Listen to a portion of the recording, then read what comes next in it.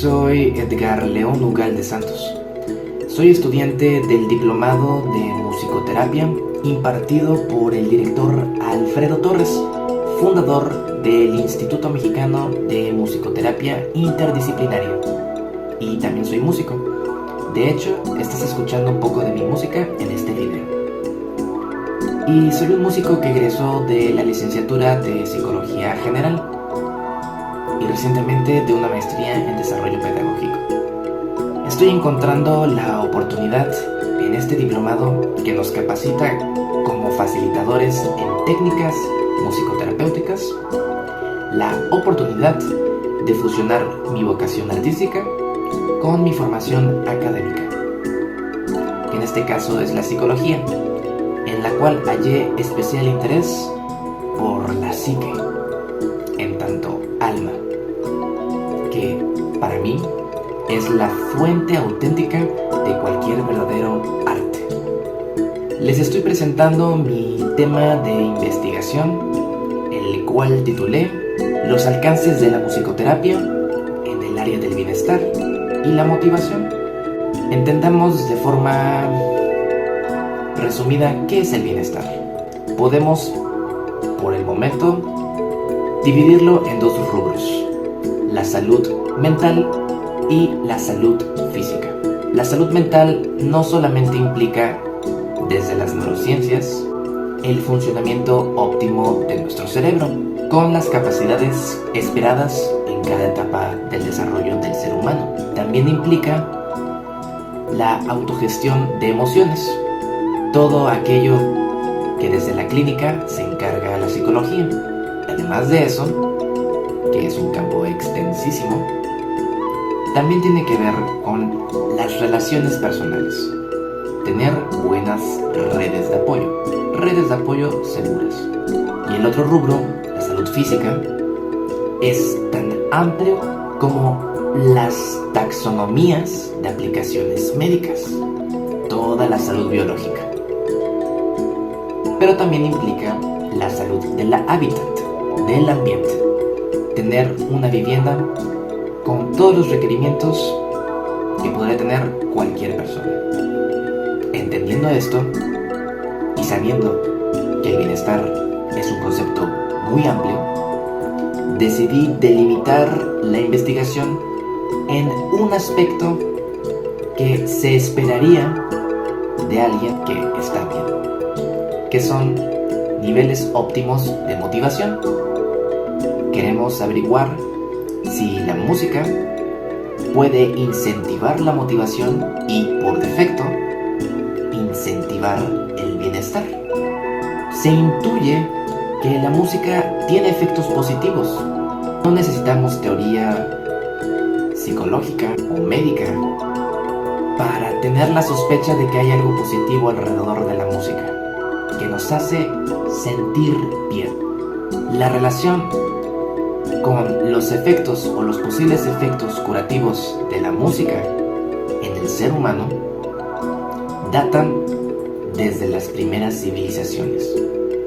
Por mencionar un par de ejemplos para darnos una idea, tenemos la música de las esferas, esta teoría griega que estipulaba que había una suerte de sinfonía cósmica y que podíamos afinarnos con esta gran sinfonía, dando a entender que ciertos sonidos, escalas o frecuencias podían ponernos en balance o en sincronía con el orden universal.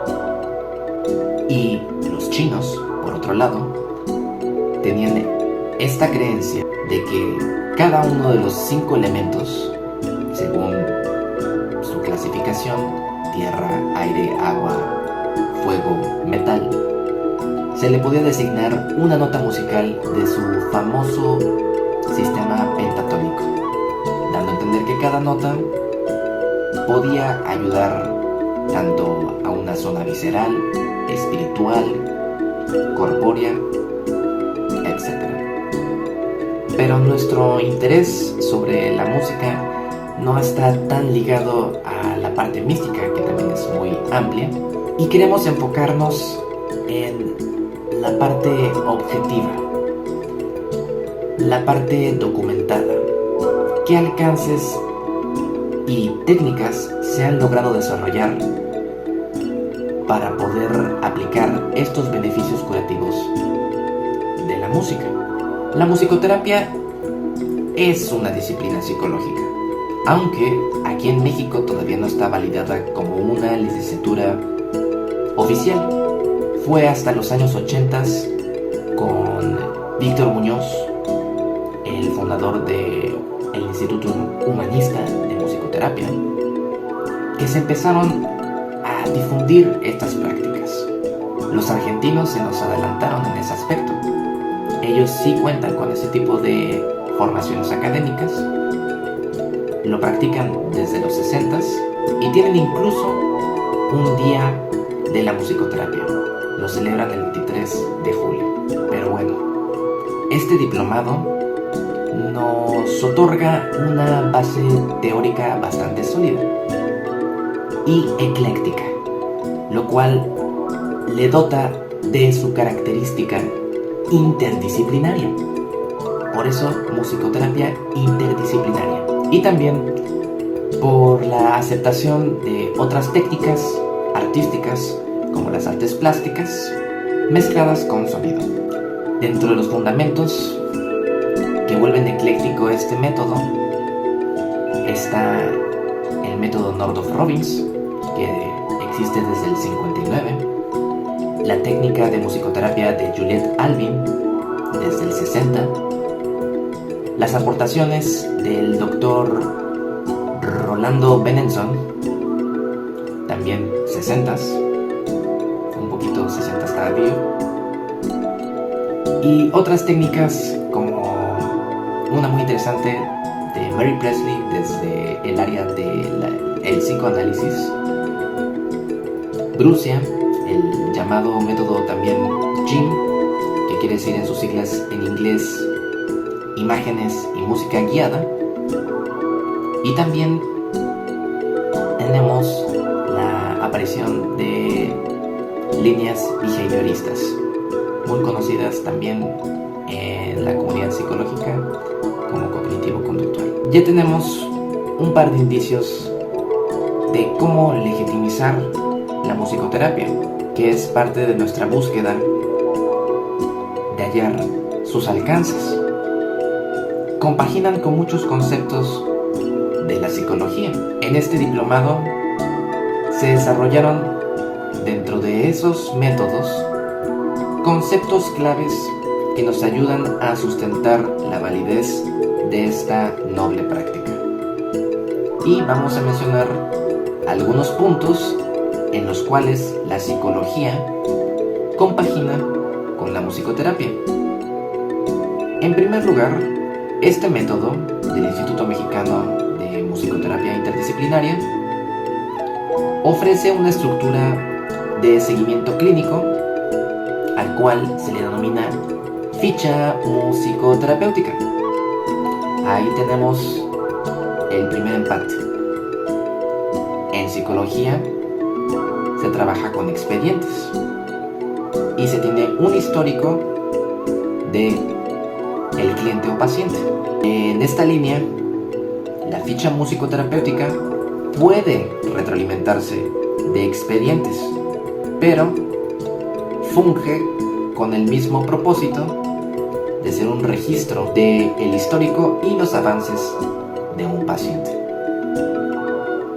El siguiente punto, en donde compagina la musicoterapia con la psicología, es lo que dentro del diplomado se denomina testificación, que en su paralelo en la clínica de la psicología, ojo clínico, ya que el análisis puede relacionarse con la práctica psicoanalítica y no necesariamente se busca un diagnóstico, pero la testificación nos ayuda a crear una suerte de bitácora para observar las reacciones y progresos de un cliente o paciente.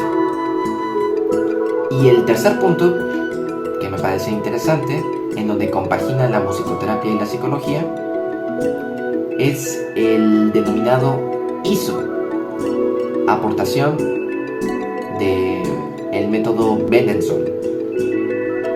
ISO o identidad sonora. Su paralelo en psicología es el término diátesis estrés, o sea, la predisposición de un individuo a generar cierto trastorno o a reaccionar a cierto estímulo. ¿En dónde compaginan? El ISO o identidad sonora es lo que delimita la idiosincrasia del individuo. No todos reaccionan de la misma forma al mismo estímulo sonoro o al mismo tipo de música. De la misma forma que en la teoría de la diátesis y estrés, no todos los individuos tienen predisposiciones, ya sean biológicas o psicológicas, de reaccionar a ciertos estímulos. Por lo cual ya tenemos ahí una sólida base para legitimizar la praxis de la musicoterapia. Vamos a revisar algunos de los mitos y los hechos alrededor de la musicoterapia. Vamos a abordar 2 mitos y 2 hechos. El primer mito probablemente ya lo hayas escuchado, el famoso efecto Mozart o Baby Mozart. Esta creencia de que existen ciertos géneros musicales capaces de aumentar el coeficiente intelectual. La práctica de poner música clásica, como la de Mozart, a neonatos, aumenta las probabilidades de que éste se vuelva más inteligente. Sin embargo, es importante remarcar que no hay información conclusiva de que esto sea cierto. Si bien dentro del conocimiento del diplomado acerca de las ondas cerebrales, donde hay una correlación entre ciertas frecuencias para generar un efecto de relajación y otro de estímulo, no hay evidencia conclusiva de que cierta música te vuelva más inteligente. Y también hay que ser delicados con universalizar los efectos de la música o de cierto tipo de música.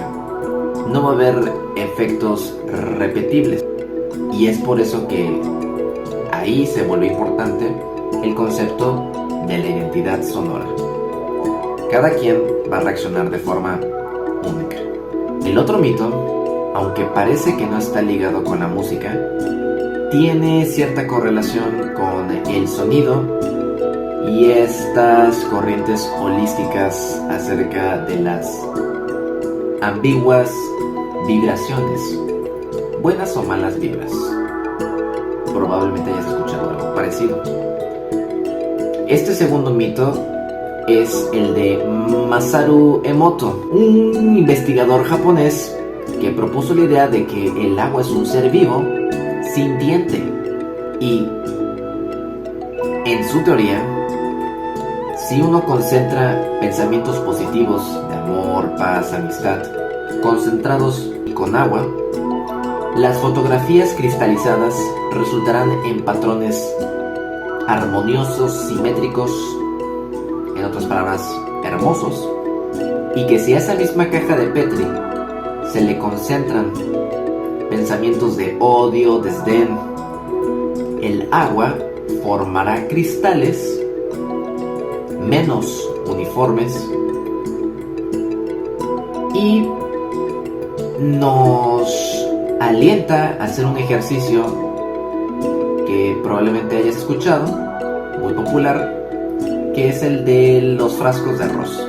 Poner un poco de agua con una pequeña porción de arroz en 3 diferentes frascos, al cual a uno se le destina pensamientos positivos, a otro pensamientos negativos y otro queda totalmente ignorado.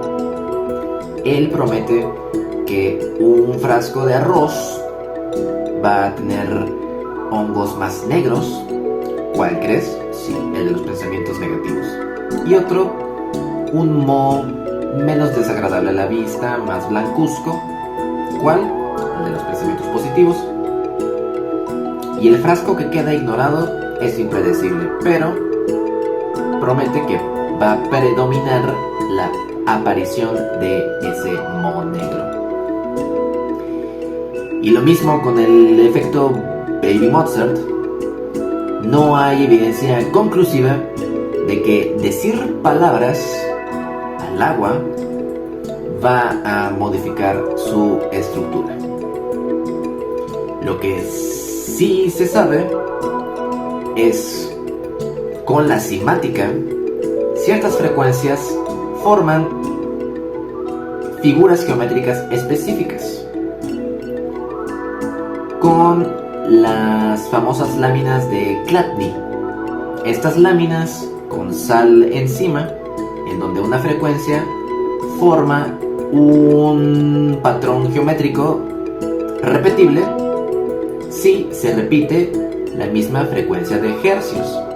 Ahora, ¿por qué esto es importante? Para no caer en estas creencias de que hay frecuencias que elevan el amor, que elevan la inteligencia, pero sí hay patrones repetibles que vibran en ciertas áreas, ciertos resonadores del cuerpo, pero no necesariamente afectan directamente, como por ejemplo lo que Masaru Emoto sugiere, de que se puedan transmitir buenas o malas vibras. Y esto nos ayuda a desmitificar esta imagen que probablemente no ayude a divulgar de forma seria los beneficios de una terapia musicoterapéutica, manteniendo con respeto, claro está, todas estas creencias holísticas alrededor que puedan haber. Ahora, pasando al campo de los hechos, vamos a mencionar un par que me parecen importantes. El primero proviene de un documental de producción alemana, mayor parte alemana, titulado Los efectos de la música. Se puede encontrar en YouTube, en donde demuestran cómo la intervención de la música puede ayudar a los neonatos a autorregular, a ayudar al flujo sanguíneo e incluso al desarrollo cerebral, no a la inteligencia. En esta intervención se muestra cómo una musicoterapeuta con un instrumento monocorde, o sea, un instrumento donde las cuerdas están afinadas de la misma forma, están armonizando los sonidos del hospital, lo que en algún momento podría ser un ambiente hostil, se vuelve en un ambiente musical, lo cual ayuda a que el neonato, el bebé, se relaje. Y esto está comprobado por las mediciones dentro de alguna de las herramientas de los electroencefalogramas que muestran las lecturas de la respuesta cerebral antes y después de la intervención con la música.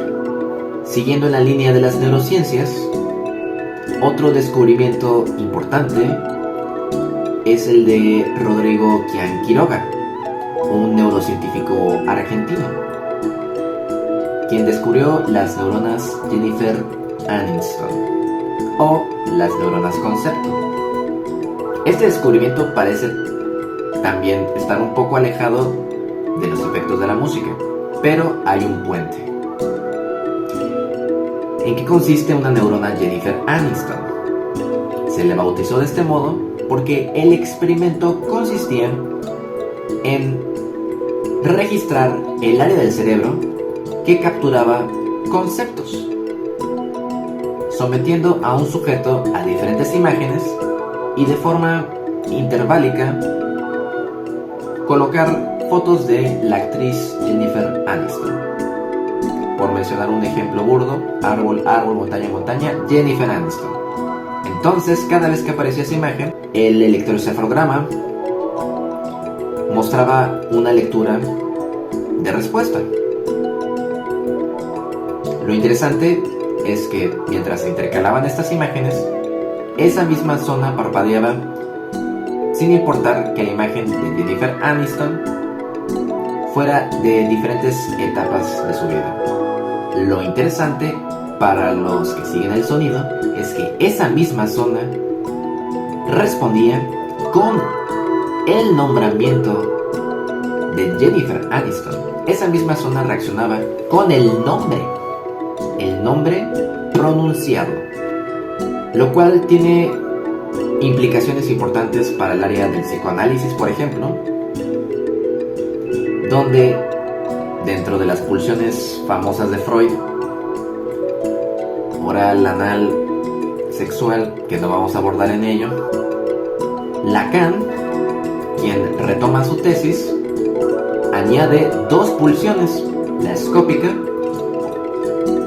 que de forma muy resumida es fundacional en el momento en el que el neonato ve a su mamá, y el otro, la pulsión invocante, el ser nombrado y el nombrar cosas.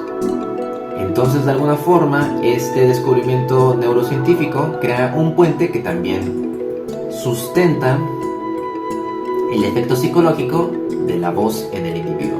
Temporal del cerebro tiene los receptores del oído, la zona que traduce el sonido, la zona que traduce el lenguaje, el área de Broca, y también tiene pegado los extremos del hipocampo, la zona encargada de la percepción espacial.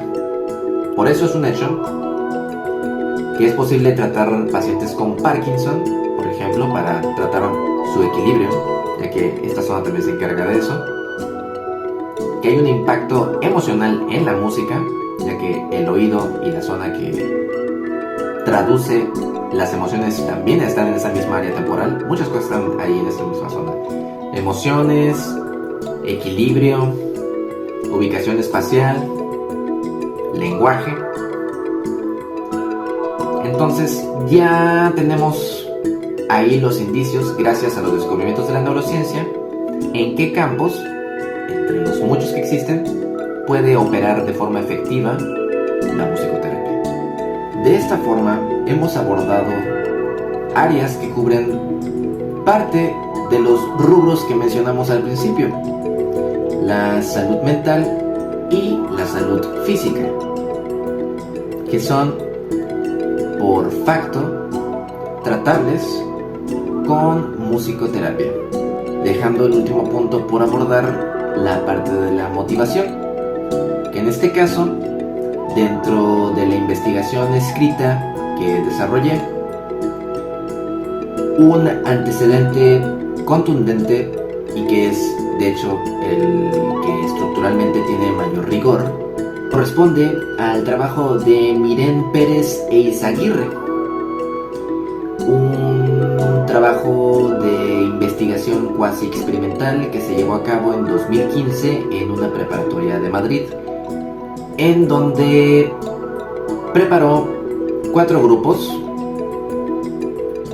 separados en pares, uno experimental y uno de control, a los cuales a unos sí les aplicó la intervención musicoterapéutica y a otros no, el grupo de control, para comprobar si era posible aumentar los niveles de motivación, usando entre las pruebas psicométricas para corroborar el antes y el después de los grupos a los cuales sí se les aplicó el método, y el antes y el después a los grupos a los que no se les aplicó nada. Fue el test STAI, S-T-A-I, o un test de índices de ansiedad. Y también a los grupos de control, o sea, los grupos donde no se aplicó la musicoterapia, se aplicó este test antes y después. Y los resultados fueron bastante conclusivos. Los grupos que sí recibieron musicoterapia arrojaron resultados de menor ansiedad. También se registró una mayor asistencia, ya que al parecer estos alumnos tenían reportes de faltas en las horas de clase. Entonces tenemos resultados conclusivos a través de estas psicometrías de que sí puede haber un aumento de motivación gracias a las técnicas musicoterapéuticas. Probablemente todavía no hay resultados conclusivos para aumento de retención de información o mejorar el desempeño en asignaturas específicas. Pero con esto ya podemos afirmar que existe evidencia contundente sobre la veracidad y la eficacia de la musicoterapia si existe la conciencia de en qué áreas operan de forma benéfica. Y con esto quiero aportar simplemente un pequeño granito de arena en el continuo trabajo de divulgar este tipo de prácticas. Estas prácticas que son muy jóvenes y un montón de camino por recorrer. Agradezco el espacio, agradezco el conocimiento recibido y espero que esta presentación haya sido esclarecedora. Gracias.